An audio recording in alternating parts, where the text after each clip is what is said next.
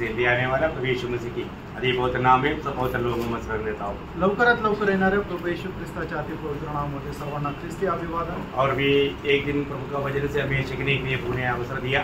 अजून एक दिवस प्रभूने त्याच्या वचनाच्या द्वारे शिकण्याकरता आपल्याला संधी मिळाली है ना, प्रभु का वचन सीखना कितना अच्छी बात है आणि प्रभूचं वचन शिकणं किती चांगलं आहे। सीखना अच्छा बात है, परंतु इतना भी नहीं उसको मानना है। आणि शिकणं हे खूप चांगलं आहे, पण त्याच्यामध्ये ते पूर्ण नाहीये तर ते पालनही करायचं आहे। कितना बड़ी बात, किती मोठी गोष्ट आहे। प्रभु को धन्यवाद देता है। प्रभूला खूप धन्यवाद असो। आज भी पुणे अवसर दिया आणि प्रभूने आजही संधी दिली। पिछला दिन में हमने प्रकाशित वाक्य उसका 16 अध्याय का 13 से 19 अध्याय का 13 से 16 तक वचन पढ़ रहा था। आणि मागील दिवसामध्ये प्रकटीकरणाचं पुस्तक त्याचा 19 अध्याय 13 ते 16 वचन आपण मनन करत होतो। वो पूरा नहीं हो पाया आणि ते पूर्ण नाही होऊ शकलं, तो वापस एक बार उस वचनों को पढ़ेंगे आणि पुन्हा एकदा ती वचन आपण पाहूया। वह लहू छिड़का हुआ वस्त्र पहने है और उसका नाम परमेश्वर का वचन है। स्वर्ग की सेना श्वेत घोड़ों पर सवार और श्वेत और शुद्ध मलमल पहने हुए उसके पीछे पीछे है। जाति जाति को मारने के लिए उसके मुंह से एक चौकी तलवार निकलती है। वह लोहे का राजदंड लिए हुए उन पर राज्य करेगा और सर्वशक्तिमान परमेश्वर के भयानक प्रकोप की जलजलाहट की मदिरा के कुंड में दाख रो देगा। उसके वस्त्र और जांघ पर यह नाम लिखा है, राजाओं का राजा और प्रभुओं का प्रभु। तो हम देखते हैं कि अभी प्रभु कितना प्रतापशाली होकर के आ रहा है आणि प्रभू किती प्रतापशाली होऊन येत आहे हे आपण पाहू शकतो। एक समय में वो जब ये दुनिया में जब आया था, आणि एका वेळेला जेव्हा तो या जगामध्ये आला होता, वो नम्रता का एक बहुत बड़ा एक चिन्ह था आणि नम्रपणाचं एक खूप मोठं ते चिन्ह होतं। है ना। हमें बात मालूम है कि मानव जो व्यक्ति नम्र बनेगा प्रभु उसको सबसे महान करेगा, आणि जो व्यक्ती नम्र होईल प्रभू त्याला सर्वात मोठा करेल। तो यीशु मसीह अभी आज बहुत लोग बोलता है कि मानव में नम्र है, लेकिन बातों में नम्र है, जीवन में नम्र नहीं। आणि लोक आपल्या फक्त तोंडाने बोलतात मी खूप नम्र आहे, पण ते फक्त तोंडाच्या साठीच नम्र आहे, आपल्या जीवनामध्ये नाही। हमें अपने आप को नम्र करना भी। आणि प्रेरणा आपण स्वतःला नम्र बनवा। यीशु मसीह नम्र था आणि येशू ख्रिस्त नम्र होता। यीशु मसीह हरेक पिता की बातों को पूरी बड़ी दिल से मानते थे। आणि प्रभू येशू ख्रिस्त पित्याच्या प्रत्येक आज्ञा जो आहे संपूर्ण अंतःकरणाने पालन करत असे। इसलिए प्रभु यीशु मसीह के बारे में फिलिपियों 2:8 में लिखा है कि वो यहाँ तक नम्र बना, मतलब यहाँ तक बोलेगा तो नम्रता का आखिरी सीढ़ी। आणि फिलिपकराचा पत्र त्याचा 2 अध्यायाने त्याच्या 8 वचनामध्ये अशा प्रकारे म्हटलेलं आहे की प्रभू येशू ख्रिस्ताने स्वतःला इथपर्यंत नम्र केले की त्याने वधस्तंभाचं मरणही स्वीकारलं। म्हणजे जे नम्रपणाचा शेवटली जी पायरी आहे त्या शेवटल्या पायरीपर्यंत प्रभू येशू ख्रिस्ताने स्वतःला नम्र केलं। स्वयं परमेश्वर होते हुए आणि तो स्वतः परमेश्वर असताना, स्वयं सृष्टिकर्ता होते हुए आणि स्वतः तो निर्माण करता असताना एक सृष्टि भी इस मानव पद तक पहुंचना नामुमकिन है, आणि एक सृष्टी सुद्धा या पदापर्यंत पोहोचणं कठीण आहे। और जो सृष्टिकर्ता होते हुए वहां पर वो पहुंच गया, आणि तो सृष्टी करता असताना सुद्धा तिथपर्यंत तो स्वतःला त्याने नम्र केलं। ना वो जब अपनी पहले आगमन में प्रभु अपना उस बड़ा गुण प्रकट किया, आणि आपल्या पहिल्या आगमनामध्ये प्रभूने ते मोठा गुण प्रकट केलं। आज प्रभु के साथ चलने वाले लोगों को भी वो गुण चाहिए, आणि आज जे लोक प्रभू सोबत चालतात त्यांना सुद्धा या गुणांची गरज आहे। प्रभु बोला मैं नम्र और दीन हूँ, आणि प्रभूने असं म्हटलं मी नम्र आणि दीन आहे। मतलब मत्ती 11 अध्याय का 28 वचन, आणि मत्ती त्याचा 11 अध्याय त्याचा 28 वचन। तो हम ये सब परिश्रम करने वालों और बोझ से दबे हुए लोगों मेरे पास आओ, मैं तुम्हें विश्राम दूंगा। मेरा जुआ अपने ऊपर उठा लो और मुझसे सीखो, क्योंकि मैं नम्र और मन में दीन हूँ। देखा, मैं नम्र और मन में दीन हूँ, आणि मी मनामध्ये नम्र आणि दीन आहे। अभी प्रभु से जुआ लेना है तो, आणि प्रभू पासून जू घ्यायचा आहे तर हमें भी वो नम्रता चाहिए, आपल्याला सुद्धा तो नम्रपणा असला पाहिजे। आज हम प्रभु के साथ जुआ लिया है, आणि प्रभू सोबत आपण जू घेतला आहे का? प्रभु से सीखना है तो, आणि प्रभू पासून शिकायचं आहे तर हमें जुआ लेना है, आणि आपल्याला जू घ्यायचा आहे। अभी प्रभु जितना नम्र है आणि प्रभू जितका नम्र आहे उतना हमें नम्र बनना, आणि तेवढं जास्त आपल्याला नम्र व्हायचं आहे। आपको मालूम है जुआ मतलब कैसे लगाता है, आणि जू जो आहे तो कशा प्रकारे घेतला जातो? बराबर का उस पे लगाता, आणि दोन जे बैल किंवा दोन जे जनावर आहे ते बरोबर उंचीचे असले पाहिजे है ना। एक बैल और एक बकरी रहेगा तो आणि एक बैल आणि एक बकरी जर राहिली तर वो जुआ नहीं लेगा सर, आणि मग तो जू नाही लावू शकत, क्योंकि बकरी बहुत छोटा है, कारण बकरीची जी हाईट आहे ती खूप लहान आहे बैल बहुत लंबा है। आणि बैल जो आहे त्याची उंची मोठी आहे। नहीं तो एक बैल और हाथी आणि नाहीतर एक बैल आणि एक हत्ती घेतला तर नहीं हो सकता। आणि तो जू नाही ठेवू शकत, क्यों नहीं हो सकता? का नाही होऊ शकत, बराबर नहीं। आणि त्या दोघांची उंची बरोबर नाही। आप देखा होगा खेती में जब भी जुतने के लिए जब लेकर जाता है दोनों बराबर थे। आणि शेतामध्ये एखादं जनावर ज्या वेळेला झुपड्या करता नांगरण्या करता घेऊन जातं त्यावेळेला त्या दोन्ही जनावरांची उंची जी आहे ती बरोबर असली पाहिजे। अगर हमें प्रभु से सीखने की इच्छा है आणि जर आपल्याला प्रभूपासून शिकण्याची इच्छा आहे तर हमको मानव नम्रता होना चाहिए आणि आपल्याला नम्रपणा असला पाहिजे। हम नम्र है क्या? आपण नम्र आहोत का? अभी आज आत्मा का फल में बोला नम्रता है आणि आत्म्याच्या फळामध्ये नम्रपणा आहे।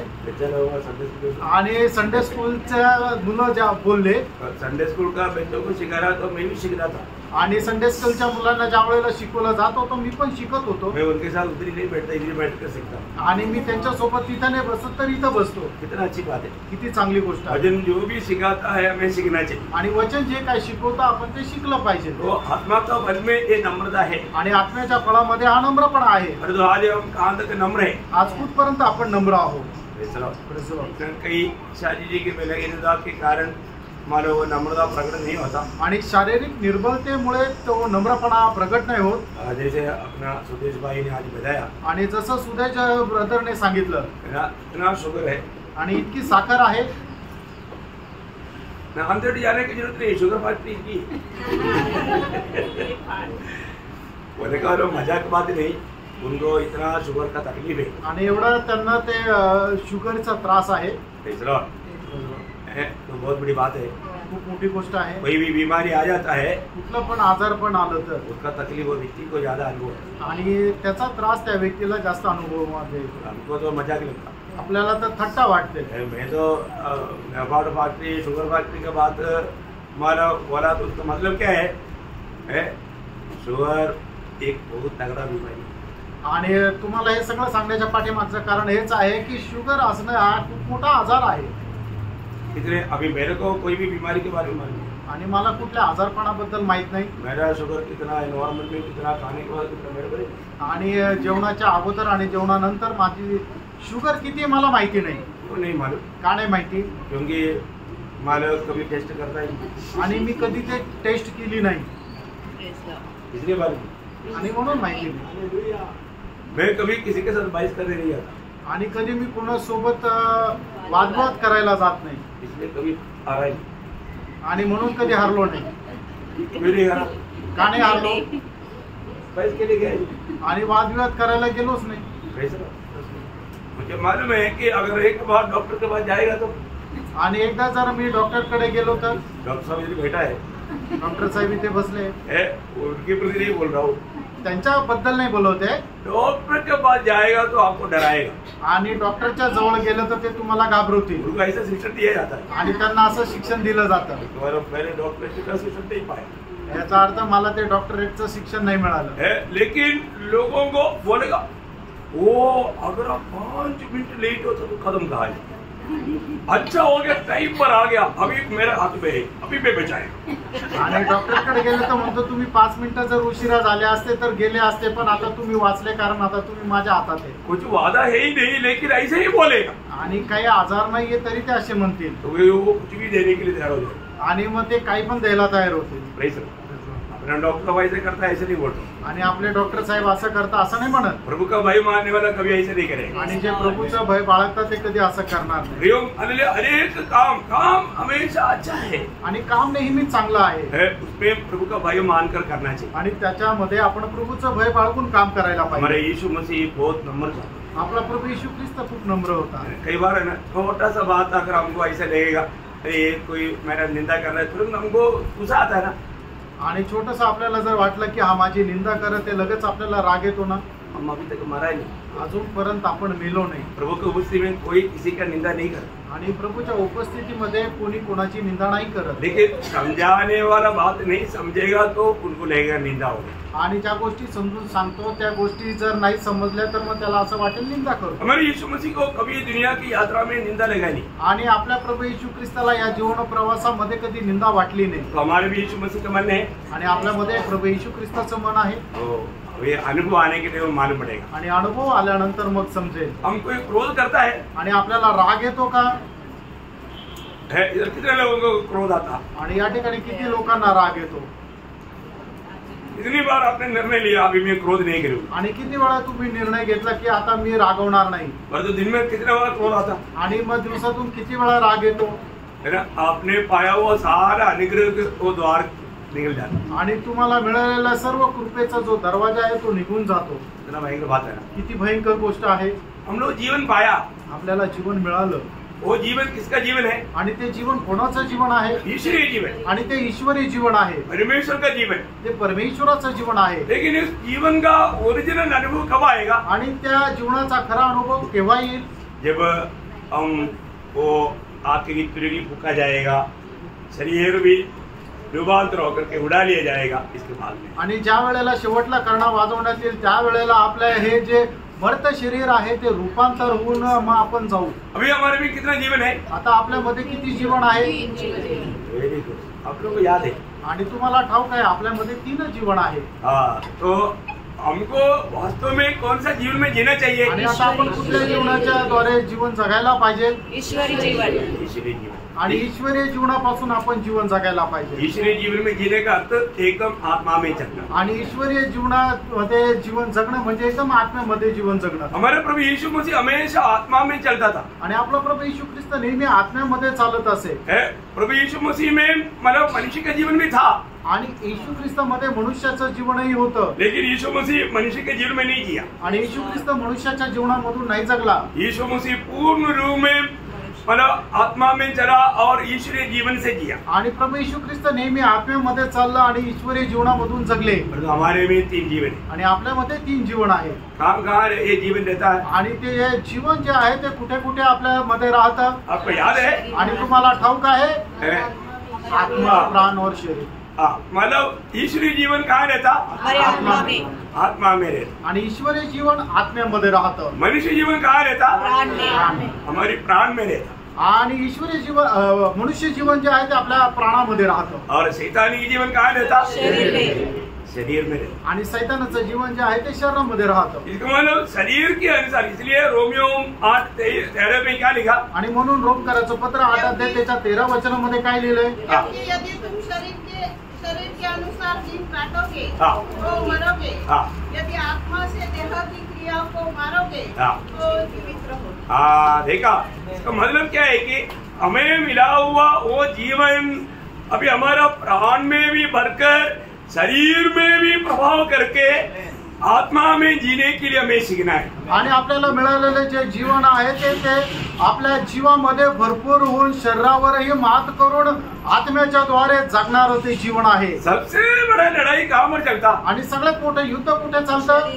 हमारे अंदर चलता। आणि आपल्यामध्ये चालतं। Praise the Lord। इसलिए गलातियों 5 अध्याय का 17 वचन में गलातीकराचं पत्र 5 अध्याय त्याच्या 17 वचनामध्ये प्रेषित पौल अशा प्रकारे म्हणतो, क्योंकि शरीर आत्मा के विरोध में, देखा, शरीर आत्मा के विरोध में और आत्मा शरीर के विरोध में लालसा करता है, आत्मा शरीर के विरोध में लालसा करता है, और ये एक दूसरे के विरोधी है, ये एक दूसरे का विरोधी है, इसलिए कि जो तुम करना चाहते हो हाँ। वो न कर पाओ। ना कर पाओ। देखो, मतलब शरीर अगर बलवंत रहेगा तो आत्मा में चलने नहीं देगा शरीर। आणि आपलं शरीर आत्म्याच्या विरोधामध्ये आणि आत्मा जो आहे तो शरीराच्या विरोधामध्ये कार्य करत असतं आणि ते दोघं एकमेकाच्या विरोधामध्ये कार्य करत असतात। जर आपल्या जीवनामध्ये आपलं शरीर जर बलवंत आहे तर ते आत्म्याला कार्य करू देणार नाही। बोलो खाना पीना छोड़ दो, ऐसा है क्या? आणि याचा अर्थ खाणं पिणं सोडून दे असं आहे का? हमारे प्रभु ने सबसे पहला हमारे लिए जो प्रबंध किया, खाने का प्रबंध। आणि प्रभूने आपल्याकरता सगळ्यात पहिले योजना जी बनवली ती खाण्याकरता बनवली। खाने पीने में कोई मना नहीं है, आणि खाण्यापिण्यामध्ये काही अडचण नाही। आप खूब खाओ, आणि तुम्ही खूप जेवण करा, हाँ उसे कोई पाप नहीं, आणि त्याच्यामध्ये काही पाप नाही. लेकिन एक बात, आणि एक गोष्ट, आत्मा का अधीन रहना. आणि आत्म्याच्या अधीन राहा. हमें खाने पीने का पीछे भी लक्ष्य प्रभु का महिमा होना चाहिए. आणि आपण जे काही खातो पितो त्याच्या पाठीमागं प्रभूचा गौरव असायला पाहिजे. यीशु मसीह का लोगों ने दिया हुआ एक बदनामी था, कापू कपेड़ू, कापू और पेपूक, आणि खाना पीने वाला. जगाच्या लोकांनी प्रभू येशू ख्रिस्ताला दिलेलं एक नाव होतं खादाड आणि पिणारा. हाँ, तो बोलने का अर्थ क्या है कि खाने पीने में नो प्रॉब्लम. आणि खाण्यापिण्यामध्ये काही समस्या नाही. उपवास करने के लिए आत्मा अगुवाई किया तो उपवास करो, अच्छी बात है. आणि जर उपास करण्याकरता आत्म्याने जर सांगितलं तर उपास करा, चांगला आहे. लेकिन हमारा आत्मीय जीवन में एक वादा नहीं. आणि आत्मिक जीवनामध्ये कुठल्या अडचण यायला नको. हमारे यीशु मसीह मानव ये दुनिया में जब था वो नम्र था. आणि प्रभू येशू ख्रिस्त जगामध्ये असताना खूप नम्र होते. उसका एक बड़ा एक चिन्ह है, यीशु मसीह जब चला वो गधी के ऊपर चला. आणि त्याचं एक मोठं चिन्ह आहे की प्रभू येशू ख्रिस्त चालला त्या गाढवावर चालला. क्यों ऐसे चला? आणि तो गाढवावर का चालला? क्योंकि ये भविष्यवाणी था. कारण ही एक भविष्यवाणी होती. यीशु मसीह हर बात में नम्रता अपने जीवन में दिखाया. आणि प्रभू येशू ख्रिस्ताने प्रत्येक गोष्टीमध्ये नम्रपणा आपल्या जीवनाच्या द्वारे दाखवला. जकरिया नबी में एक भविष्यवाणी था यीशु मसीह के बारे में, उसका 9 अध्याय का 9 वचन. आणि जकरिया त्याचा 9 अध्याय त्याचं 9 वचन. बहुत ही मगन हो, हाँ. हे यरूशलेम, जय जयकार कर, क्योंकि तेरा राजा तेरे पास आएगा. हाँ. वह धर्मी और उद्धार पाया हुआ है. हाँ. वह दीन है, ओ तेरे राजा दीन है, वह दीन है और गधे पर वरन गधी के बच्चे पर चढ़ा हुआ आएगा. हाँ देखा, राजा है वो दीन है, गधे के ऊपर आएगा. आणि तो राजा आहे पण तो नम्र आहे आणि तो गाढवावर बसून येईल. ये सामान्य लोग समझना ही मुश्किल है. आणि हे सामान्य लोक समजणं कठीण आहे. राजा कभी भी गधे के ऊपर नहीं आएगा. आणि राजा कधी गाढवावर नाही येणार. परंतु यहाँ पर हम देखते हैं कि जब वो दुनिया में आया वो अपने आप को इतना नम्र किया, वो राजा होते हुए भी गधे के ऊपर आया. आणि तो जगामध्ये ज्या वेळेला आला त्यावेळेला त्याने आपल्या स्वतःला एवढं नम्र केलं, तो राजा असताना सुद्धा गाढवावर आला. ये संभव हम कहाँ देखता? आणि ही घटना आपण कुठे पाहतो? मत्ती की सुसमाचार 21 अध्याय 1 से 8 तक के वचनों में देखता. मत्ते त्याचा 21 अध्याय 1 ते 8 वचनामध्ये आपण पाहतो. उन लोगों ने होशाना बोल करके गीत गा के प्रभु का महिमा किया. आणि त्या लोकांनी होसाना म्हणून गीत गाऊन प्रभूचा गौरव केला. वो जिस गधे के ऊपर बैठा था उसके आगे आगे लोगों ने कपड़ा बिछाया और मतलब पेड़ों का पत्ता ला करके डाला. आणि मग प्रभू येशू ख्रिस्त ज्या गाढवावरून येत होता त्या गाढवाच्या पुढे लोकांनी कपडे टाकले आणि नंतर झाडाच्या ज्या फांद्या आहेत त्या फांद्या त्या ठिकाणी टाकल्या. वो ये सब क्यों हुआ? आणि हे सर्व का झालं? प्रभु का बारे में लिखा हुआ भविष्यवाणी पूरा हुआ. आणि देव प्रभूच्या संबंधाने लिहिलेली जी भविष्यवाणी ती पूर्ण करे. प्रभु यीशु मसीह की बारे में लिखा हुआ एक भी भविष्यवाणी पर प्रभु ने मला छूट नहीं दिया. आणि प्रभू संबंधाने लिहिलेली एकही भविष्यवाणी आहे ती प्रभूने अशी सोडून दिली नाही. परंतु यहाँ पर अभी हमने जो पढ़ा, आणि या ठिकाणी आपण जे वाचलं, अभी वो प्रतापशाली राजा होकर के आ रहा है. आणि आता तो जे येत आहे तो एक महाप्रतापी राजा होऊन येत आहे. हाँ, अभी उसकी आगमन एकदम उसका सीरियस में है. आणि मग त्याचं जे आता आगमन जे आहे ते खूप गांभीर्याने आहे, बहुत प्रताप के साथ है. आणि मोठ्या प्रतापाने तो येत आहे. अभी वो स्वर्ग से कैसे आ रहा है? आणि आता तो स्वर्गामधून जे येत आहे तो कसा येत आहे? श्वेत घोड़े के ऊपर बैठ. आणि पांढऱ्या घोड्यावर बसून तो येत आहे. अब मालूम है, मानो स्वर्ग में भी मानो घोड़े भी है, रथ भी है. आणि स्वर्गामध्ये घोडे आणि रथ दोन्ही है ना? आहे ना? कोई जाकर के देखा नहीं है ना? कोणी जाऊन पाहिलं नाही ना? हाँ, लेकिन वचन में लिखा है. आणि वचनामध्ये लिहिले.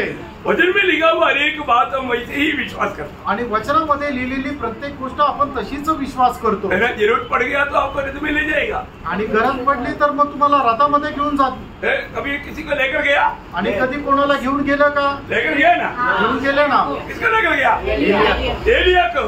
आणि एलियाला. हाँ, एलिया को परमेश्वर ने अपना रेत और घोड़े भेज करके उसमें लेकर गया. आणि एलियाला परमेश्वराने रथ आणि घोडे पाठवून घेऊन गेला. है ना? दूसरे राजा उसका दूसरा अध्याय का 11 वचन. दुसरे राजे दुसरा अध्याय त्याचं 11 वचन. ये वचन इसलिए पढ़ाता है, कुछ नए लोग हैं उनके प्रति. आणि जे नवीन लोक आहेत त्यांच्या संबंधाने वचन वाचायला सांगतो. ये हुआ वो संभव है आणि झालेली घटना आहे. है ना? एलिया जिंदा जिंदा प्रभु ने उधर लेकर गया। आणि एलियाला प्रभूने जिवंत त्या ठिकाणी रथामध्ये घेऊन गेला। पढ़िए वे चलते चलते बातें कर रहे थे कि अचानक एक अग्निमय रथ और अग्निमय घोड़ों ने उनको अलग अलग किया और एलिया भवंडर में होकर स्वर्ग पर चढ़ गया।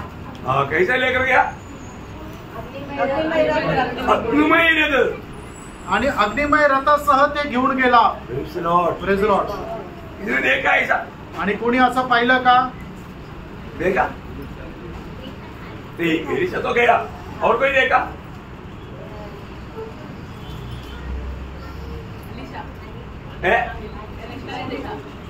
एलिशा ने देखा। एलिशा को विश्वास से आंखों से देखा, लेकिन किसी ने आंखों में देखा? गेहजी ने गेहजी एक दिन देखा, आणि गेहजीने एक दिवस पाहिलं आराम राजा का सेना पूरा हमारा शहर गिरा हुआ है। आणि आराम राजाचे सैन्य आहे ते आपल्या एकदम चौबाजूने घेरलेलं आहे। उस समय में प्रभु के लोग पहाड़ के ऊपर रहते थे, आणि त्या वेळेला प्रभूचे लोक डोंगरावर राहत असे। तब सवेरे दातून करते करते देखा तो पूरा सेना गिरा हुआ है। आणि मग सकाळी दात घासत असताना त्याने पाहिलं तर त्याला संपूर्ण चहूबाजूने सैन्याने आराम राजाच्या सैन्याने घेरलंय। वो एलिशा आकर के गेहजी आकर के एलिशा को बोला, आणि गेहजी येऊन एलिशाला म्हटला, स्वामी आज हम कैदी हो गए, आणि स्वामी आज आपण बंदीगृहामध्ये जाऊ। अभी दुश्मन आ गया है, हमें घेरा हुआ है। आणि आपले शत्रू आले आणि त्यांनी आपल्याला घेराव टाकलाय। ये बहुत गहरा हुआ है। आणि खूप ते मोठ्या प्रकारे आहे। तो एलिशा बोलता तू इतना डरता क्यों? आणि मग त्या वेळेला एलिशा त्याला असं म्हणतो की तू का घाबरतो? डरो मत, घाबरू नको। जो उनके साथ है उससे बड़ा हमारे साथ है। आणि जो त्यांच्या सोबत आहे त्याच्यापेक्षा मोठा जो आहे तो आपल्या सोबत आहे। हम लोग कब डरता? आणि आपण केव्हा घाबरतो? हम दुश्मन को बड़ा समझता। आणि ज्या वेळेला आपण आपल्या शत्रूला आपल्यापेक्षा मोठा समजतो। अभी हमारे एलिशा को मालूम है कि हमारे साथ कौन है। आणि या ठिकाणी एलिशाला माहिती की माझ्या सोबत कोण आहे। तभी एलिशा ने प्रार्थना की। आणि त्या वेळेला एलिशाने प्रार्थना केली। क्या प्रार्थना किया? आणि काय प्रार्थना केली? उतरी नजदीकी में कोई दूसरा राजा उसका 6 अध्याय का 17 वचन। दुसरे राजे 6 अध्याय 17 वचन। तब एलिशा ने यह प्रार्थना की, हे यहोवा, इसकी आंखें खोल दे, यह देख सके। तब यहोवा ने सेवक की आंखें खोल दी, और जब वह देख सका तब क्या देखा कि एलिशा के चारों ओर का पहाड़ अग्निमय घोड़ों और रथों से भरा हुआ है। रथों से भरा हुआ है। देखा? किसने देखा? गेहजी ने देखा। आणि गेहजीने पाहिलं की एलिशा ज्या ठिकाणी आहे त्याच्या चहूबाजूचा जो डोंगर आहे तो अग्निमय घोडे आणि रथाने भरलेला आहे असं गेहजीने पाहिलं। हमारे चारों तरफ देखिए कौन खड़ा है? आणि आपल्या चहूबाजूला कोण आहे? सोने वाला ध्यान देना। झोपणाऱ्यांनी जागे होऊन लक्ष द्या। आपका भी दूध उतरी रिपोर्ट देता है कि प्रभु मैं इसको जगह जगह पे तकोगे, ये फिर भी जितना नहीं सोता ही है। आणि तुमचा दूध तिकडे स्वर्गामध्ये जाऊन प्रभू येशू ख्रिस्ताला सांगत असेल की हे प्रभू याला जागे करून करून मी थकून गेलो तरी हा काय जागा होत नाही। ये मला दूध आत्मारूपी आणि दूध जो आहे तो आत्मरूपी आहे। वो थपकी मारेगा तो लगता नहीं, आणि त्याने मारलं जरी त्याला लागत नाही। वो बोलता है, तो सांगतो जागे हो। कहा जगने का इधर गाड़ा निद्रा में, आणि एकदम गाढ झोपेमध्ये आहे। Praise Lord. ऐसा ना करो, असं नका करू। बात सीखो। स्वर्ग में कितना माना सेना है? आणि स्वर्गामध्ये सैन्य किती दूत आहे?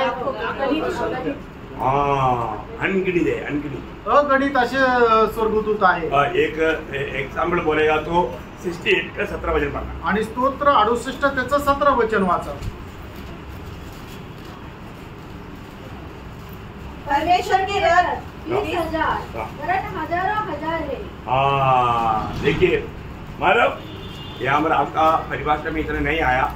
1000 इंटू 1000 और करोड़ इंटू करोड़। आणि 1000 गुणिले 1000 आणि 1 करोड गुणिले 1 करोड। ऐसा एक छोटा संख्या दिया है। आणि अशी एक छोटीशी संख्या दिली आहे। कौन उसको बोलेगा पढ़ करके? आणि कोण त्याला वाचून सांगू शकेल? नहीं बोल सकता, कुणी नाही सांगू शकत। मतलब इतना असंख्य सेना है आणि असंख्य असे ते सैन्य आहे। प्रियो हालेलुया। प्रभु जब आएगा, आणि प्रणव प्रभू ज्या वेळेला येईल, प्रभु का मंडली रहेगा, आणि प्रभूची मंडळी राहील, साथ साथ ये असंख्य सेना साथ रहेगा, आणि त्याच्यासोबत असंख्य सैन्य राहील। देखो क्या आगमन देगा ना। आणि बघा तुम्ही काय आगमन राहील। अब तो थोड़ा सोचो, अभी स्वर्ग से हम लोग आ रहा है, वो आगमन क्या आगमन है। आणि स्वर्गातून आपण प्रभू येशू ख्रिस्ता सोबत येत आहे, ते आगमन काय आगमन आहे। बहुत वर्णन से बाहर का एक अनोखा आणि वर्णनाच्या पलीकडे असं ते आगमन आहे। और उनसे लड़ने के लिए आणि त्यांच्याशी लढण्याकरता यहाँ पर क्या होगा, या ठिकाणी काय होईल, मसीह विरोधी तैयार हो जाएगा आणि ख्रिस्त विरोधी जो आहे तो तयार होईल। अब प्रभु क्या करेगा, आणि त्यावेळेला प्रभू काय करेल, उसका 19 अध्याय का 21 वचन आणि 19 अध्याय त्याचे 21 वचन। शेष लोग घोड़े के सवार की तलवार से हाँ जो उसके मुंह से निकलती थी हाँ मार डालेगा। दूसरा थिस्सलुनीके दूसरा अध्याय का 8 वचन। दुसरं थिस्सलुनीकराचं पत्र त्याचा दुसरा अध्याय त्याचा 8 वचन। तब वह अधर्मी प्रकट होगा हाँ। जिसे प्रभु यीशु अपने मुंह की फूंक से हाँ। मार डालेगा। देखा वहां पर उस समय में और किसी को कुछ लड़ने की जरूरत नहीं पड़ता, आणि मग त्या ठिकाणी कोणाला कोणाशी भांडण करण्याची गरज नाही पडत। प्रभु का मुंह से निकले वाला एक भूख में, आणि प्रभूच्या तोंडातून निघालेल्या एका फुंकीद्वारे। परंतु ये लड़ाई एक अद्भुत प्रकार का लड़ाई, आणि हे जे युद्ध आहे ते अद्भुत प्रकारचं आहे। मैं आपको बताया उस लड़ाई में खून की नदी बहेगा, आणि या युद्धामध्ये रक्ताचं असा नद्या वाहतील।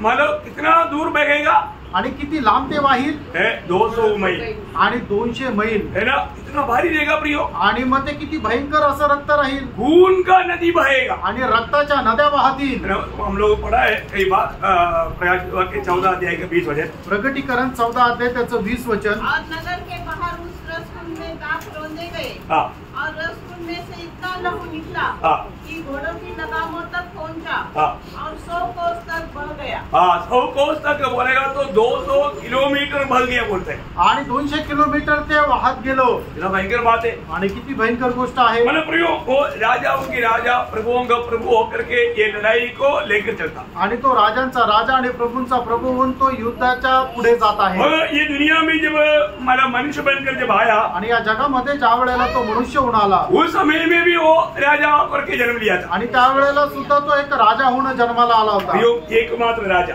आणि एकमात्र असा राजा और एकमात्र प्रभु, आणि एकमात्र प्रभू, वो हमारे यीशु मसीह का खूबी, आणि ते आहे आपल्या प्रभू येशू ख्रिस्ताचं वैशिष्ट्य। 1-2 वचन उसके लिए मैं पढ़ना चाहूंगा। पहला कोरिन्थी उसका 8 अध्याय का 6 वचन। पहिले करंथीकराचं पत्र 8 अध्याय त्याचं 6 वचन। और एक ही प्रभु है, एक ही प्रभु है। मरकुस 12 अध्याय का 29 वचन। मार्क त्याचा 12 अध्याय त्याचं 29 वचन। प्रभु हमारा परमेश्वर एक ही प्रभु है। हाँ प्रभु हमारा परमेश्वर एक ही प्रभु है। प्रभु हमारा परमेश्वर एक ही प्रभु है। आणि प्रभु आपला परमेश्वर एकच प्रभु आहे। प्रभु यीशु मसीह ने बताया वो बात है, आणि प्रभु येशू ख्रिस्ताने सांगितलेली गोष्ट आहे। प्रियो हमें हमारा ये सच्चाई को जानना मानना कितना जरूरी बात है। आणि सत्य जाणणं आणि पालन करणं किती महत्वपूर्ण आहे। उसी 19 अध्याय का 17-18 वचन। आणि 19 अध्याय त्याचं 17-18 फिर वचन। मैंने एक स्वर्गदूत को हाँ सूर्य पर खड़े हुए देखा। हाँ उसने बड़े शब्द से पुकार कर आकाश के बीच में से हाँ उड़ने वाले सब पक्षियों से कहा, सब पक्षियों से कहा, आओ हाँ परमेश्वर के बड़े भोज के लिए इकट्ठे हो जाओ। क्या परमेश्वर की बड़ा भोज के लिए पक्षियों को भी आह्वान है। आणि परमेश्वराच्या मोठ्या मेजवानी करता पक्षांना सुद्धा आमंत्रण आहे। जिससे तुम राजाओं का मांस, राजा देखा पक्षियों को किसका मतलब बड़ा गाना है, राजाओं का मांस। अब राजा डेली क्या खाता, आणि मग राजा येतो दररोज काय खातो, राजाओं का मांस बहुत टेस्टी रहेगा। आणि राजांचं जे मांस आहे ते खूप चवदार राहील। आपको मालूम है मतलब हर एक प्राणियों में सबसे मांस में टेस्टी किसका है, आणि प्रत्येक प्राण्यापैकी कोणाचं मांस एकदम चवदार आहे, मनुष्य का मांस सबसे टेस्टी है। मनुष्याचं मांस सगळ्यात जास्त टेस्टी आहे। खाया कभी, हाँ अभी आप कलकत्ता का एक होटल में, कलकत्ताच्या एका हॉटेलमध्ये एक पादरी गया, एक पादरी गेले, पेपर में आया वो बात है, पेपर मध्ये आले, उन्होंने पानी एक मतलब खाने में एक प्लेट मंगाया आणि त्याने जेवणामध्ये एक प्लेट मागवली, बहुत टेस्ट लगा आणि खूप टेस्टी लागलं। उन्होंने बोला और एक प्लेट लाओ, आणि ते म्हटले अजून एक प्लेट आणा, क्योंकि जिंदगी में कभी भी ऐसा नहीं खाया। आणि आयुष्यात कधी असं नाही खाल्लं। दूसरा प्लेट लाया आणि दुसरी प्लेट आणली, तो क्या हुआ, काय झालं, उस प्लेट का पास में आणि त्या प्लेटच्या जवळ एक हाथ का नाखून पड़ा था। नाखून मीन्स हाथ कैसे कट रहा हुआ, अंगुली का छोटा एक भाग मला पड़ा था। आणि मग करंगळीचा तुटलेला एक छोटासा भाग त्याच्यात आला होता। अभी वो पादरी वर्ल्ड भर घूमने वाला एक पादरी है, आणि तो जो पादरी आहे तो जगभरामध्ये फिरणारा आहे। जगह जगह मतलब कई जगह पर ऐसे मांस खाया है आणि पुष्कळ ठिकाणी असं त्याने मटण खाल्लंय, परंतु ऐसा टेस्टी नहीं खाया। आणि एवढं ते चवदार मटण नाही खाल्लं। लेकिन जैसे उसने ये देखा, आणि जसं त्याने हे पाहिलं, धीरे से अपना टॉवल के अंदर उसको बंद किया आणि हळूच आपल्या त्या रुमाला मध्ये त्याने ठेवून दिलं, और उसी टाइम खाना बंद कर दिया। आणि त्याच वेळेला ते खाणं बंद केलं। वो बाहर जाकर के पूरा उल्टी किया, आणि बाहेर जाऊन त्याने एकदम उलटी केली। इसके बाद में सीधा पुलिस स्टेशन गया। आणि त्याच्यानंतर एकदम पोलीस स्टेशन मध्ये उन्होंने गेले। उनको बताया कि वो होटल को पूरा चारों तरफ चाप डाल करके अंडरग्राउंड में चेक करो, उसमें जरूर बच्चा लोग रहेगा। आणि मग ते जे हॉटेल आहे ते चौ बाजूने घेरून टाका, आणि त्याच्या तुम्ही तळमजल्यावर पहा, निश्चितच तिथं लहान मुलं असतील। और उन दिनों में आपको मालूम है पेपरों में बहुत न्यूज आते थे, बच्चे लोग लापता, बच्चे लोग लापता। आणि मग त्या दिवसामध्ये पुष्कळ अशा पेपर मध्ये न्यूज यायचे की लहान मुलं जे आहे ते हरवले हरवले। और क्या वो मालूम है, काय झालं माहितीये? पुलिस आया, पूरा घेर लिया, आणि पोलीस आले आणि त्यांनी त्या हॉटेलला एकदम घेराव टाकला। होटल की अंडरग्राउंड में गया, आणि हॉटेलच्या तळघरात गेले। वहां पर 85 बच्चे लोग खेल रहे थे, आणि त्या ठिकाणी 85 मुलं खेळत होते। मामा उनको पूछा, आणि त्यांना विचारलं, तुम लोग और कितने लोग थे? आणि तुम्ही अजून किती होते? बोला डेली तेरा डैडी मम्मी तुमको मिलने के लिए आया, बोल के एक एक को लेकर जाता है। आणि दररोज तुझे आई वडील तुला बोलायला भेटायला घेऊन आले म्हणून एकेकाला घेऊन जातात। तो कहाँ जाता? आणि कुठे जाता? मारने की, आणि मारून टाकण्याकरता। खत्म करके उसको बना था। आणि मग त्याला मारून टाकलं आणि त्याचं मांस जे आहे ते बनवतात। और इस मतलब मटन ये करी के कारण लोग बहुत उधर जाने लगा। आणि हे ते अशा प्रकारचं ते मटन भेटल्या कारणाने खूप गर्दी होऊ लागली। किसी को मालूम नहीं था, आणि कोणाला माहित नव्हतं। अरे सबको पकड़ लिया, आणि सगळ्यांना पकडलं। और ये जो बच्चा था इतना बेच गया। आणि हे जे मुलं होते हे वाचले। वो बच्चों को उनका घरों में पहुंचाया, आणि त्या मुलांना त्यांच्या घरात पोहोचवलं। ये करीब 79 में हुआ सबको भाई। आणि 1978-19 साली झालेली घटना आहे। भयंकर एक संभव था, आणि भयंकर अशी एक घटना। आप देखो इतना भारी बात है, आणि किती भयंकर गोष्ट आहे। अभी हमारी एक बहुत बड़ा बुलावा, आणि या ठिकाणी खूप मोठं पाचारण। इसलिए कशा करता? महाराजा का भोज, आणि महाराजाची मेजवानी। भोज में किसका मटन खाने के लिए बुला रहा है? आणि मग त्या मेजामध्ये कोणाचं मटण खाण्याकरता बोलवत आहे? राजा होगा, आणि राजाचं सरदार होगा, और सर्वशक्तिमान पुरुषों का, सर्व शक्तिशाली पुरुषों का। मटन बहुत तगड़ा है। घोड़ा और उनके सवारों का, सवारों का सबका खाने के लिए बुलाट, आणि सगळ्यांचं मटण खाण्याकरता त्या ठिकाणी आमंत्रण। आपको मालूम है ये सब प्रभु का वचन में लिखा है। आणि प्रियांनो हे सगळं प्रभूच्या वचनामध्ये लिहिलंय। ये एक तमाशा नहीं है, आणि हे एक तमाशा नाहीये। देश के नबी की किताब उसका 13 अध्याय का 4 वचन पढ़ना। आणि एजकेल त्याचा 39 अध्याय त्याचं 4 वचन। तू अपने सारे दलों और अपने साथ की सारी जातियों समेत इस्राएल के पहाड़ों पर मार डाला जाएगा। मैं तुझे भांति भांति के मांसाहारी पक्षियों और वन पक्षियों का आहार कर दूंगा। वन पशुओं का आहार कर दूंगा, प्रभु ने बता कर रखा है। आणि प्रभूने सांगून ठेवलंय ये पूरा होने जा रहा है। आणि हे पूर्ण व्हायला जात आहे। 17 वचन, आणि त्याचं 17 वचन। एजकेल त्याचा 39 अध्याय 17 वचन। परमेश्वर यहोवा यो कहता है, भांति भांति के सब पक्षियों और सब वन पशु को आज्ञा दे, इकट्ठे होकर आओ मेरे इस बड़े यज्ञ में जो मैं तुम्हारे लिए इस्राएल के पहाड़ों पर करता हूँ।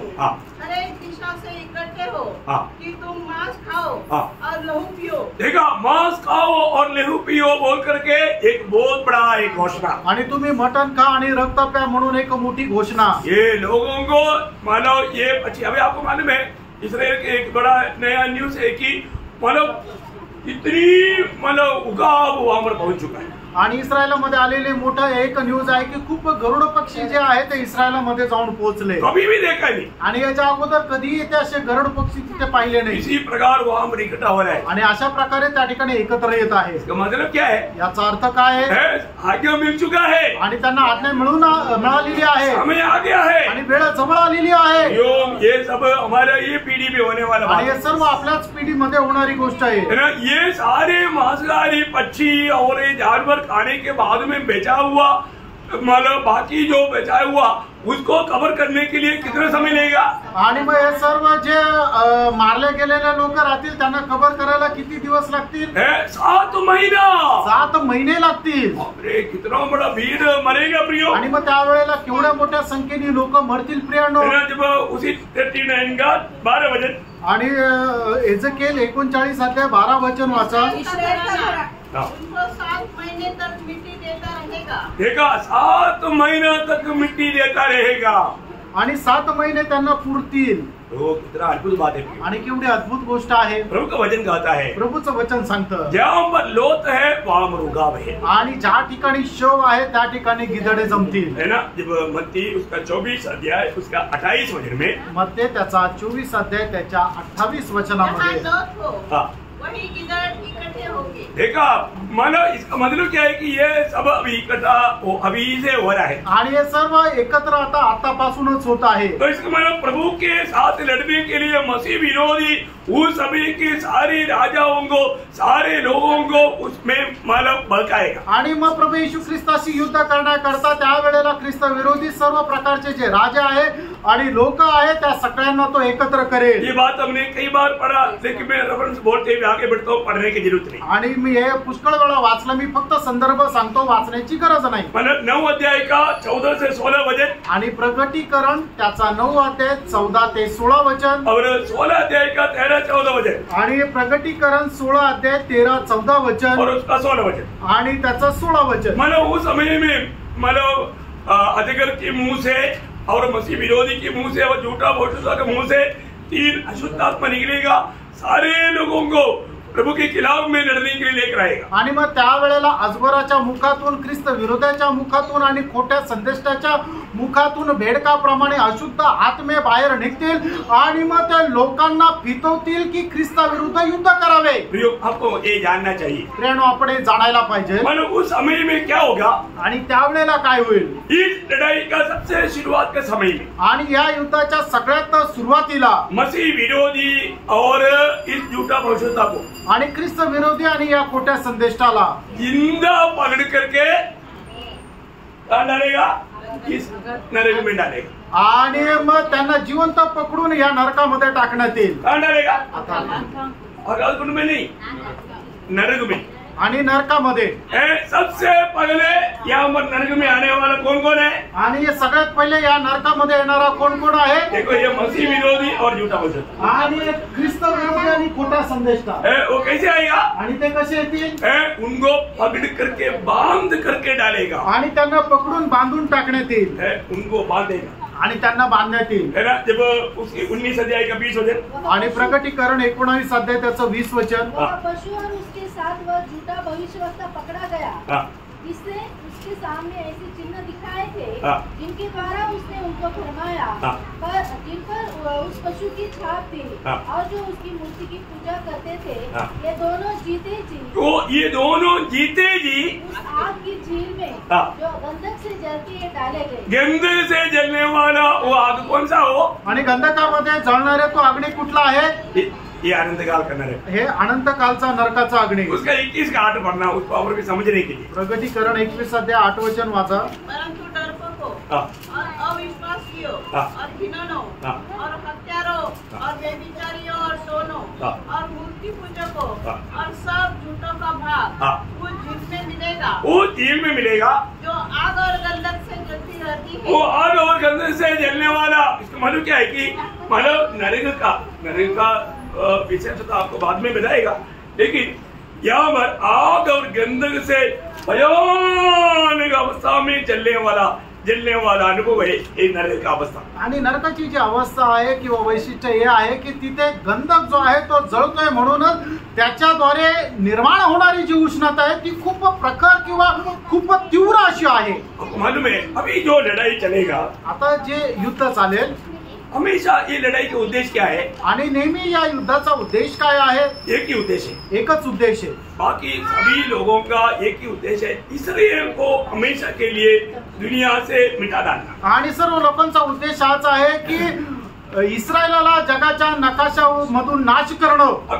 आपको मालूम है जब से खास करके इस्राएल ये दुनिया में जब स्थापना हुआ, आणि या जगामध्ये ज्या वेळेला इस्रायलाची स्थापना झाली, आपको मालूम है ये जो वर्ल्ड वॉर जो भी हुआ किसकी संबंध में हुआ, आणि हे दोन्ही जे महायुद्ध झाले ते कोणाच्या संबंधाने झाले बहुत लोगों को मालूम नहीं, पुष्कळ लोकांना ठाऊक नाही, है ना। पहला वर्ल्ड वॉर जो हुआ था, आणि पहिलं जे महायुद्ध झालं होतं 1914 से 1918 तक का समय, आणि 1914 पासून 1918 पर्यंत ये लड़ाई होने के बाद में क्या हुआ, आणि हे युद्ध झाल्यानंतर काय झालं? एक बालबर घोषणा किया गया, आणि एक बालबर घोषणा करण्यात आली। ये हम लोगों को हिस्ट्री में पढ़ने के लिए, आणि आपल्याला इतिहासामध्ये वाचण्याकरता इसमें इस्राएल को पैलेस्टीन देश में वापस आने के लिए परमिशन मिला, आणि इस्रायलला पॅलेस्टीन देशामध्ये येण्याची परवानगी मिळाली। ब्रिटेन उसको राज्य देगा करके गवाही दिया था, आणि ब्रिटन त्यांना राज्य देईल अशी साक्ष दिली होती, लेकिन ब्रिटेन विश्वासघाती निकला, आणि ते ब्रिटन विश्वासघाती निघालं, वो वचन को उन्होंने पूरे नहीं किया, आणि त्यांनी दिलेलं वचन त्यांनी पूर्ण नाही केलं। तब समय आगे बढ़ा,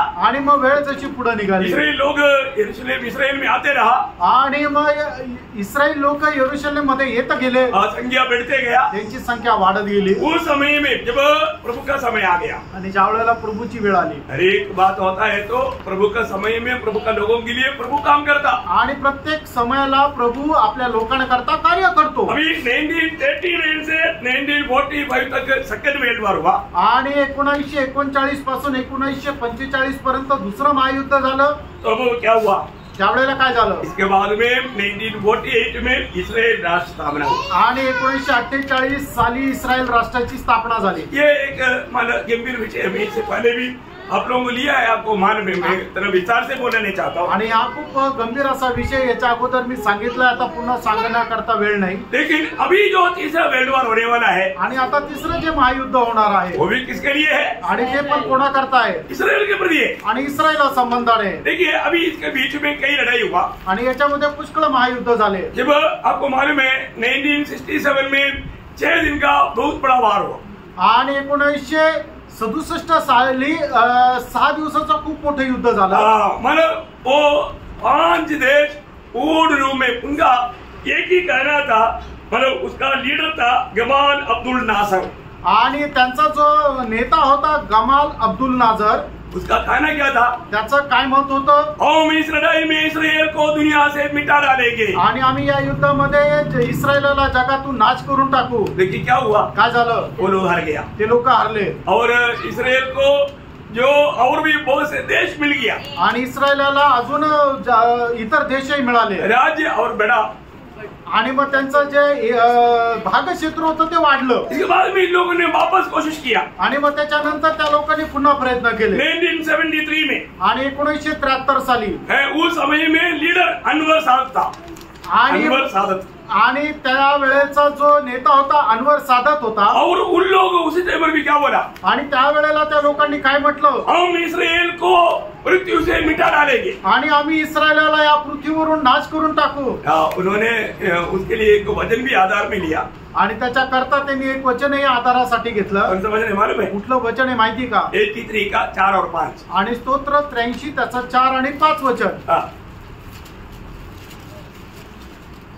उन्होंने कहा, आओ हम उनका ऐसा नाश करें कि राज्य भी मिट जाए, और इस्राएल का नाम आगे को स्मरण न रहे, इस्राएल का नाम आगे को स्मरण न रखे, आणि इस्रायलाचं नाव याच्या पुढे आठवणीत ठेवू नये। उन्होंने एक मन होकर युग मुट्ठी निकाली है हाँ और तेरे ही विरुद्ध वाचा बांधी है। हाँ देखा, मतलब परमेश्वर की खिलाफ में उन्होंने मिलकर के वाचा बांधा आणि परमेश्वराच्या विरोधामध्ये त्यांनी करार केला। अब तुम्हें बताऊं, मला सांगू, अभी वो समय एकदम बहुत निकट आया है। आता ती वेळ एकदम जवळ आली आहे। अभी ये कल परसों आप लोगों ने देखा होगा न्यूज में, मतलब ईरान का प्रेसिडेंट,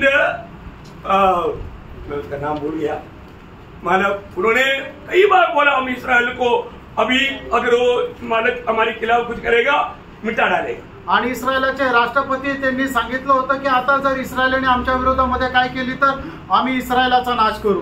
बहुत भयंकर बात है आणि खूप भयंकर गोष्ट आहे, एक सत्य चेतावनी है आणि एकदम सख्त अशी वॉर्निंग आहे। पर ये अभी की ये एक दो दिन की बात का बात मैं आपको बोल रहा हूँ। आणि 1-2 दिवसापूर्वी झालेली गोष्ट मी तुम्हाला सांगतोय। यो एक बात जानना, फ्रेंड एक गोष्ट जाणा, परमेश्वर का वचन हमारा इस आयु में पूर्ण होने जा रहा है आणि देवाचं वचन या आयुष्यामध्ये पूर्ण व्हायला जात आहे। हरमोदन लड़ाई की सबसे बड़ा तैयारी आज हमारे सामने हो चुका है आणि हरमोदन युद्धाची खूप मोठी तयारी आपल्या समोर झालेली आहे, है ना, बहुत शॉर्ट टाइम के अंदर।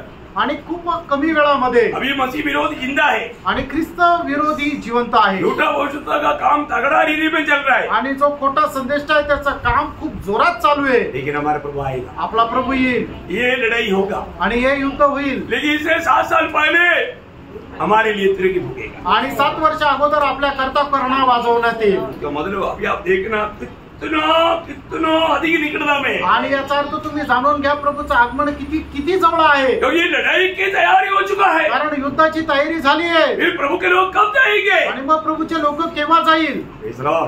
आज भी संभव है, आजही ते शक्य आहे। हम लोग बहुत सावधान रहने के टाइम आपण खूप सावध राहण्याची वेळ है। तो यहाँ पर उस समय में जब प्रभु लड़ने के लिए आएगा, सबसे पहले लड़ाई शुरू होने से पहले मसीह विरोधी और झूठा भविष्यता को बांध करके उस नरक में डालेगा।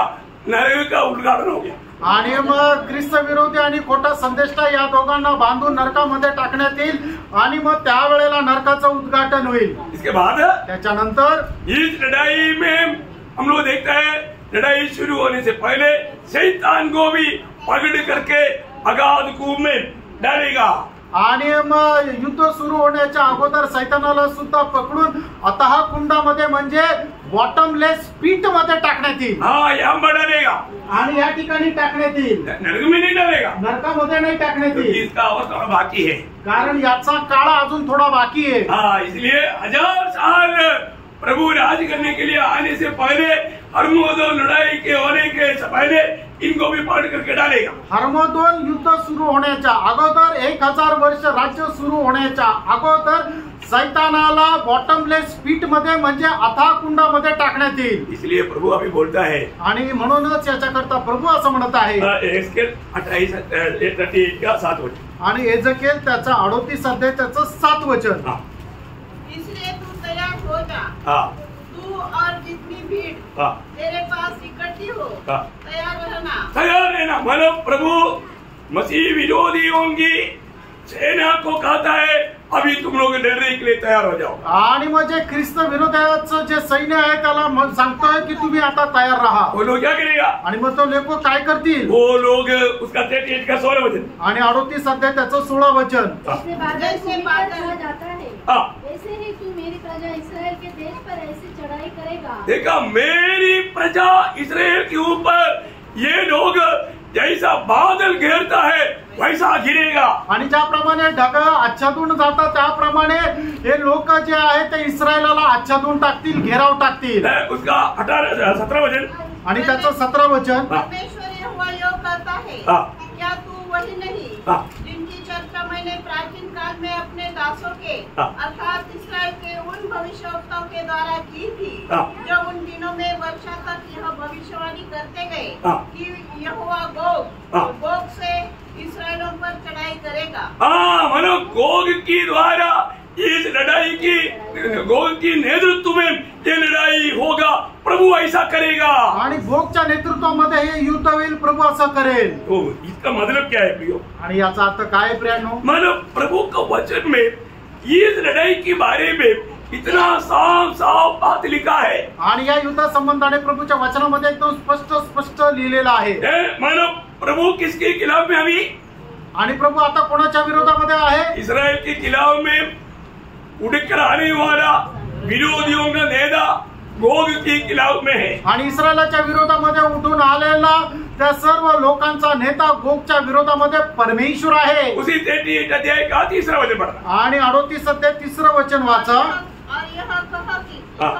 और यह कहा हे गोग, हे रोश, मेशेक और तुबल के प्रधान, परमेश्वर यहोवा यो कहता है, देख मैं तेरे विरुद्ध हूँ। देखिए यहाँ पर कुछ उसके साथ उसका 39 का एक भी पढ़ना। आणि एजेकिएल 39 अध्याय 1 वचन वाचा।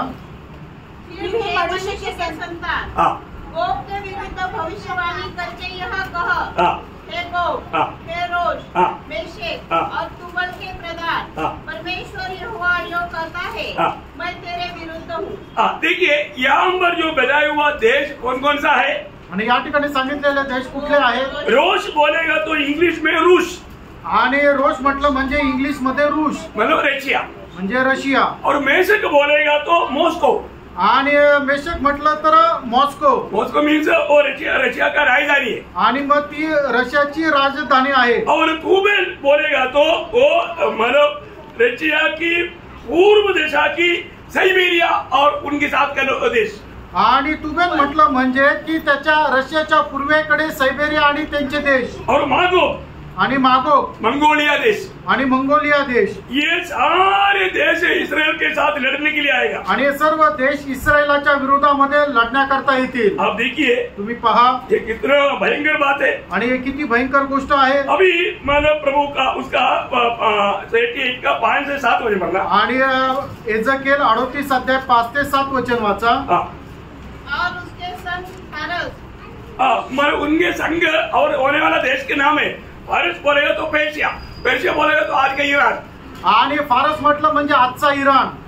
मतलब और कुश बोलेगा तो इथियोपिया, आणि कुश म्हटलं म्हणजे आज का इथियोपिया, आणि आजचा इथियोपिया। और पुत बोलेगा तो लिबिया, आज का लिबिया, आणि पुत म्हटलं म्हणजे आजचा लिबिया। और जो सबके सब ढाल लिए और टोप लगाए होंगे, और गोमर बोलेगा तो आज का जर्मनी, आणि गोमर म्हटलं म्हणजे आजचा जर्मनी। और उसके सारे दलों को, उसके सारे दलों को, और उत्तर दिशा के दूर दूर देशों के दो गर्मा ग्रह बोलेगा तो स्कैंडिनेवियन मानो उस द्वीप समूह पूरा इसके खिलाफ में आहे। आणि तोगरम म्हटलं म्हणजे स्कॅन्डेलियम जे बेट आहे ते सगळे याच्या विरोधात येईल। इसको मतलब एक अनगिनत रीति में लोग रहेगा, आणि अगणित रीतीने लोक राहतील। इतना भयानक अवस्था भी हो, आणि एवढी भयंकर अवस्था आहे प्रियांनो। मतलब ये सब किसके नेतृत्व में आएगा? आणि हे सर्व कोणाच्या नेतृत्वामध्ये येतील? रशिया का नेतृत्व में आएगा। आणि रशियाच्या नेतृत्वामध्ये येतील। आपको मालूम है रशिया के लोगों में अधिकतर लोग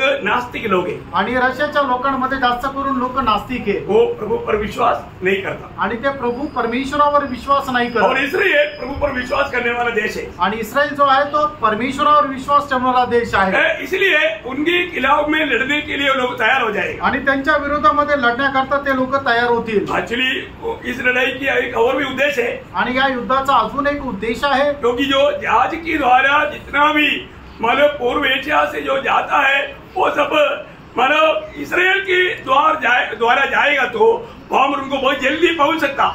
आणि मग जहाजाच्या द्वारे जी काय देवाणघेवाण जाते ते जर इस्रायलाच्या त्या द्वारे जर गेली तर त्यांना खूप स्वस्त पडेल आणि खूप कमी वेळामध्ये पोहोचेल। अभी उन लोग बाल्टिक समुद्र के द्वारा 7000 दूर जहाज को चलना पड़ता, आणि मग बाल्टिक समुद्राच्या मार्फत 7000 किलोमीटर लांबून त्यांना ते जावं लागतं। परंतु अभी जो इसराइल की जो अधीन में मतलब आपने सुना होगा कई बार हाइफा बंदरगाह से होकर जाएगा तो सिर्फ 600 मील में पहुंच जाएगा, आणि हायफा त्या बेटाच्या द्वारे जर गेलं तर फक्त 600 मैलामध्ये ते पोहोचेल। परंतु इसराइल अनुमति नहीं देता, आणि इस्रायल परवानगी नाही देत, इसलिए इसराइल के साथ लड़ने के लिए उन लोग ज्यादा उत्सुक बन जाते। आणि म्हणून इस्रायला सोबत युद्ध करायला ते जास्त उत्सुक होतात। ये कितना भयंकर बात है, आणि प्रियांनो किती भयंकर गोष्ट आहे। तो इसलिए यहाँ पर इस लड़ाई में मतलब इसराइल के खिलाफ में आने वाला रशिया के नेतृत्व में आने वाला सबके ऊपर एक क्रोध उंडेला जाएगा. आणि मग इस्रायला सोबत राहणाऱ्या सर्व देश आणि इस्रायल रशिया आणि त्याच्या सोबत असणारे जे देश आहे त्यांच्या विरोधात परमेश्वराचा प्रकोप होतण्यात येईल. एजेकिएल की किताब उसकी 38 अध्याय का 18 से 22 वचन. आणि एजेकिएल 38 अध्याय 18 ते 22 वचन. जिस दिन इस्राएल के देश पर गौ चढ़ाई करेगा उसी दिन मेरी जलजलाहट मेरे मुख से प्रकट होगी. परमेश्वर यहोवा की यही वाणी है. मैंने जलजलाहट और क्रोध की आग में कहा कि निसंदेह उस दिन इस्राएल के देश में बड़ा भूकंप होगा. मेरे दर्शन से समुद्र की मछलियाँ और आकाश के पक्षी, मैदान के पशु और भूमि पर जितने जीव जंतु रहते हैं और भूमि के ऊपर जितने मनुष्य रहते हैं सब कांप उठेंगे. एक छोटा भूकंप कांप उठता है तो इधर भयंकर भूकंप आएगा तो क्या रहेगा. आणि छोट्याशा भूकंपामध्ये लोक थरकाप करतात तर हा एवढा मोठा भयंकर भूकंप आल्यानंतर काय होईल. ये परमेश्वर की बदला लेने का कार्य है. आणि हे परमेश्वराचा झाडा घेण्याचं काम आहे. 22 तक पढ़ना है. और पहाड़ गिराए जाएंगे और चढ़ाइयाँ नष्ट होंगी और सब दीवारें गिरकर मिट्टी में मिल जाएंगी. परमेश्वर यहोवा की यह वाणी है कि मैं उसके विरुद्ध तलवार चलाने के लिए अपने सब पहाड़ों को पुकारूंगा. बोलने का मतलब प्रभु सृष्टि किसी प्रकार का भी सृष्टि को इस्तेमाल करेगा. आणि प्रभु कुठल्याही प्रकारच्या सृष्टीचा उपयोग करून घेईल. अब जकरिया उसके 14 अध्याय का 3रा वचन पढ़ना. जकरिया 14 अध्याय त्याचं 3रं वचन वाचा. तब यहोवा निकलकर उन जातियों से ऐसा लड़ेगा. यहोवा निकल करके लड़ेगा. कौन लड़ेगा. यहोवा. इस्राएल के लिए अभी प्रभु स्वयं लड़ेगा. आणि इस्रायला करता परमेश्वर स्वतः लढेल. व्यवस्था 33 अध्याय का 26 वचन. आणि अनुवाद त्याचा 33 अध्याय त्याचं 6 वचन. 26 वचन. यरूशलेम ईश्वर की तुल्य और कोई नहीं है. वो तेरी सहायता करने को आकाश पर अपना प्रताप दिखाए हुए. देखा इस्राएल यहोवा के समान कोई नहीं. वो इस्राएल को अपना प्रताप दिखाने के लिए आकाश मंडल पर सवार होकर चलता है. देखा मानो उस समय में प्रभु प्रकट होगा. आणि त्यावेळेला प्रभु प्रगट होईल. मतलब क्या है प्रियो. याचा अर्थ काय प्रियांनो. उस समय में इस्राएल के किनारे में आया हुआ सेना का संख्या कितना. आणि मग त्यावेळेला इस्रायला सोबत आलेल्या सैन्य त्यांची संख्या काय राहील. आपको मालूम. तुम्हाला ठाऊक आहे. वो तत्काळ आहे. आणि ते सुद्धा लिहून ठेवलंय 20 करोड़. 20 करोड़ है ना. उसका प्रकाशित वाक्य 9 का 16 वचन. प्रगटीकरण 9 अध्याय 16 वचन. उनकी फौज की सवारी की थी 20 करोड़ की थी. देखा 20 करोड़ लोग आएगा. आणि 20 करोड़ लोक येतील. तो उनके लिए प्रभु मतलब क्या रेखा है. आणि प्रभूने त्यांच्या करता काय ठेवलंय. आजकल का मिसाइल नहीं. आणि आजकालचे जे मिसाईल आहे ते नाही. आजकल का ड्रोन भी नहीं.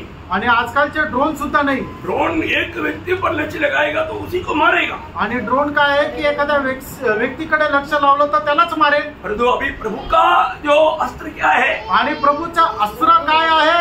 योग को प्रभु ने सवाल पूछा था ना. आणि योबाला प्रभूने प्रश्न विचारला होता ना. वो सवाल में लिखा है. आणि त्या प्रश्नामध्ये लिहिले. योग 38 अध्याय का 22 से 23 वचन. आणि योग त्याचा 38 अध्याय 22 ते 20 वचन.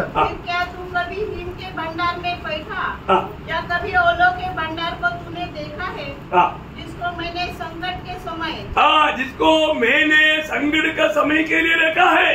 आणि ज्याला मी संकटाच्या वेळेसाठी झापून ठेवलंय. युद्ध और लड़ाई के दिन के लिए रख छोड़ा है. आणि युद्धाच्या दिवसाकरता मी ते सांभाळलेलं आहे. हो कितना भयंकर बात है. आणि किती भयंकर गोष्ट आहे. वो आकाश से ये बरसाएगा. आणि आकाशातून प्रभू हे ते पाडेल. और हमने उसका वजन तक देखा था. आणि ते वचन सुद्धा आपण पाहिलं होतं. 40 किलो. 40 किलोची एक गार. एक 20 करोड़ लोगों के ऊपर 40 किलो का एक के ऊपर एक के सिर पर डालेगा. आणि मग जे 20 करोड लोक आहेत त्यांच्या डोक्यावर एकेकाच्या डोक्यावर 40 किलोची गार वरतून पडेल. चटणी होकर के उनका खून बहेगा. आणि मग एकदम त्यांची चटणी होऊन जाईल आणि त्यांचं रक्त जे आहे ते वाहेल. 200 मैल उसका मतलब खून बहेगा. आणि 200 मैल त्यांचं रक्त वाहेल. ओ कितना भयंकर बात है. किती भयंकर गोष्ट आहे. परमेश्वर आकाश से बरसाएगा. आणि परमेश्वर आकाशातून ते पाडेल. फिर उस समय में ये लड़ाई के बाद में रशिया में कितना लोग रहेगा. आणि मग या युद्धानंतर रशियामध्ये किती लोक राहतील. अभी आपको मालूम है अभी 24 करोड़ लोग हैं रशिया में. आणि रशियाची जनसंख्या 24 करोड आहे. अभी कितना रहेगा मालूम है. आणि किती राहतील माहिती का. 8 करोड. इसका मतलब ये वचन में लिखा रखा है. आणि हे वचनामध्ये लिहिलंय. प्रभु का वचन है. आणि काय प्रभूचं वचन आहे ना. जब 39 का 2 आणि एजकेल त्याचं 39 अध्याय त्याचं दुसरं वचन. मनुष्य के संतान. नहीं 8,000 भी नहीं 4,000 रहेगा. हाँ पढ़ो पढ़ो. हे मनुष्य के संतान, अपना मुंह मागोग देश के गोग की ओर करके जो रोश मेशेक और तुबल का प्रधान है उसके विरुद्ध भविष्यवाणी कर. और यह कह कि हे रोश मेशेक और तुबल के प्रधान, परमेश्वर यहोवा यो कहता है, देख मैं तेरे विरुद्ध हूँ. मैं उसका 38 का 22 का एजकेल त्याचा 38 अध्याय 22 वचन वाचा. और खून के द्वारा उससे मुकदमा लड़ूंगा और उस पर और उसके दलों पर और उन बहुतों सी जातियों पर जो उसके पास होगी मैं बड़ी झड़ी लगाऊंगा और ओले और आग और गंधक बरसाऊंगा. इस प्रकार मैं अपने को महान और पवित्र ठहराऊंगा और बहुत सी जातियों के सामने अपने को प्रकट करूंगा. तो वे जान लेंगे कि मैं ही यहोवा हूँ. मतलब उस समय में 6 में 1 हिस्सा लोग रह जाएगा करके वजन थे. मेरे ख्याल में वो 39 में ही मिलना चाहिए, लेकिन आपने पढ़ा नहीं इसलिए मेरे को डाउट आया.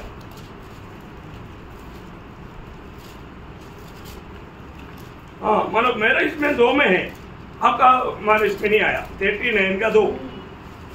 मैं तुझे घुमा ले आऊंगा और उत्तर दिशा के दूर दूर देशों से चढ़ा ले आऊंगा और इस्राएल के पहाड़ों नहीं वो शुरू में ही लिखा है, मैं तुम्हें घुमा करके लाएगा, तुम्हारे में 6 में 1 भाग मारा बाकी रहेगा. आणि मी तुला फिरून आणेल आणि 6 पैकी 1च भाग उरेल. मतलब 39 का दूसरा वचन में है होगा. 6 पार्ट है, 6 भाग है ना. हाँ देखा उसमें है. मतलब डॉक्टर साहब तो उसमें है, किसी में परिभाषा में नहीं आया. ओके तो बोलने का अर्थ क्या है प्रयोग. मतलब उनका देश में सिर्फ 6 में 1 भाग, उसको मतलब अभी 24 करोड़ है, 4 करोड़ रहेगा. आणि मग ते 24 करोड आहे तर ते 4 करोड राहतील. बाकी सब को खत्म करेगा. आणि मग ते सगळ्यांना मारून टाकण्यात. भाई की बात है. आणि काय भयंकर गोष्ट आहे. प्रभु का वचन कितना भयानक है. आणि प्रभूचं वचन किती भयंकर आहे. ये अभी होने वाला लड़ाई में होने वाला संभव की बात हम देख रहे हैं. आणि येणाऱ्या त्या दिवसामध्ये होणारं जे युद्ध आहे त्याच्या संबंधाने आपण पाहतोय. हर्मोदोन लड़ाई आणि हर्मोदोन युद्ध कितना भयंकर है. किती भयंकर राहील. प्रयोग हमें प्रभु ने उससे बचाया. आणि प्रणव प्रभूने आपल्याला वाचवलं. ये सारे जानकारी प्रभु ने हमें दे रहा है. आणि सर्व माहिती प्रभू आपल्याला देत आहे. बोलने का अर्थ क्या है कि आणि सांगायचं तात्पर्य हम कितना अधिक और भी प्रभु का भय मान करके प्रभु का सम्मान करना आणि किती जास्त भय बाळगून आपण प्रभूचा सम्मान करायला पाहिजे. ये संभव अभी हमारी दृष्टि में होने जा रहा है, उसकी तैयारी दुनिया कर चुके हैं. आणि हे संभव आपल्या समोर होणार आहे, त्याची तयारी जगाने करून घेतलेली आहे. इसमें ना पड़ना है. आणि जर याच्यामध्ये नाही जायचंय तर अभी भी अगर किसका अगर उद्धार नहीं हुआ है, अजूनही कोणाचं तारण नसेल झालं तर आज भी प्रभु आपको बुला रहा है. आणि प्रेम आजही प्रभू तुम्हाला बोलवत आहे. बेटे तू मेरे पास आओ. आणि हे मुला तू माझ्याकडे. मैं तुझे एक नया जीवन दूंगा. आणि मी तुला एक नवीन जीवन. मैं तेरे जीवन को बदलूंगा. आणि तुझं जीवन मी बदलेल. मैं तुझे आनंद जीवन दूंगा. आणि तुला सार्वकालिक जीवन मी देईल. अभी भी मन पर करके प्रभु के निकट आने वालों के लिए वायदा है. आणि जे कोणी पश्चाताप करून प्रभू जवळ येतात त्यांच्याकरता अभिवचन आहे. अभी ये मौका है. आता ही संधी आहे. अभी ये मौका अगर नष्ट करेगा तो. आणि आता ही संधी जर नष्ट केली तर सोदोम गोमोर से अब्राहम की विनती के कारण लोत परिवार बच गया. आणि सदोम गोमोराच्या त्या नाश होत असताना अब्रामाच्या विनंतीमुळे लोट आणि परिवार वाचला. वहां पर भी प्रभु ने क्या किया था. त्या ठिकाणी सुद्धा प्रभूने काय केलं होतं. वहां पर जब उत्पत्ति 19 अध्याय में हम देखता है 19 अध्याय का 24-25 वचन में उत्पत्ति 19 अध्याय 24-25 वचनामध्ये आपण पाहतो. आकाश से गंधक और आग बरसाए. गंधक और आग बरसाया. उस प्रकार सोदोम गोमोर को नष्ट किया. आणि गंधक आणि अग्नीचा वर्षा करून सदोम गोमोराचा प्रभूने नाश केला। प्रियो, आखिर में प्रभु अपना भयंकर क्रोध दुनिया में उंडेलने जा आणि मग शेवटी प्रभू आपला भयंकर प्रकोप जो आहे तो जगामध्ये ओतायला जातो। वापस एक बार एहेजकेल 28 का 22 पढ़ना। आणि एहेजकेल 28 अध्याय त्याचं 22 वचन वाचा। 38 का 38 अध्याय त्याचं 22 वचन। मैं मरिया और खून के द्वारा उससे मुकदमा लड़ूंगा और उस पर और उसके दलों पर और उन बहुत सी जातियों पर जो उसके पास होंगी मैं बड़ी झड़ी लगाऊंगा और ओले और आग और गंधक बरसाऊंगा। देखा, ओले मतलब ये सब सदोम गोमोरा में डाला हुआ बात वापस यहाँ पर अति भयानक रीति में दोहराने वाला है। आणि जसं सदोम गोमोराचा ज्या प्रकारे नाश केलाय त्याच्याही भयंकर रीतीने या ठिकाणी होणार आहे। ये कभी हुआ नहीं, ऐसे भी नहीं। आणि याच्या अगोदर झालं नाही असं नाही, दुनिया में हुआ है, जगामध्ये झालंय। छोटा रीति में छोटा देश में, आणि छोट्या रीतीने छोट्या देशामध्ये। परंतु अभी ऐसे नहीं, आता असं नाही, ये अभी भयानक रीति में। आणि आता हे भयंकर रीतीने। तो कितना बड़ी बात है, आणि किती मोठी गोष्ट आहे। ये कोई डराने के लिए नहीं थी। आणि हे घाबरवणं करता नाहीये। हमारा प्रभु कितना सामर्थ्यवान है, आपला परमेश्वर किती सामर्थ्य। आज अगर हम प्रभु की बातों को मानकर जीवन बिताएगा आणि आज जर प्रभूच्या आज्ञेचं पालन करत आपण जीवन जगलो तर कितना धन्यवाद, किती धन्य गोष्ट आहे। अभी भी परखो आता ही पारखा प्रयत्न है। अगर मेरा नाम स्वर्ग में लिखा है आणि माझं नाव स्वर्गामध्ये लिहिलंय, जीवन का किताब में मेरा नाम है क्या, जीवनाच्या पुस्तकामध्ये माझं नाव आहे का, ये जानना प्रिय, हे जाणून घ्या, नहीं तो नष्ट हो रहेगा। नाहीतर नष्ट व्हा। कोई इधर सुनने वालों में एक भी व्यक्ति इस क्लेशों में ना जाए। आणि ऐकणाऱ्यापैकी एकाही व्यक्तीने या नाशा क्लेशामध्ये जाऊ नये। प्रभु को महिमा हो। प्रभूचा गौरव असो।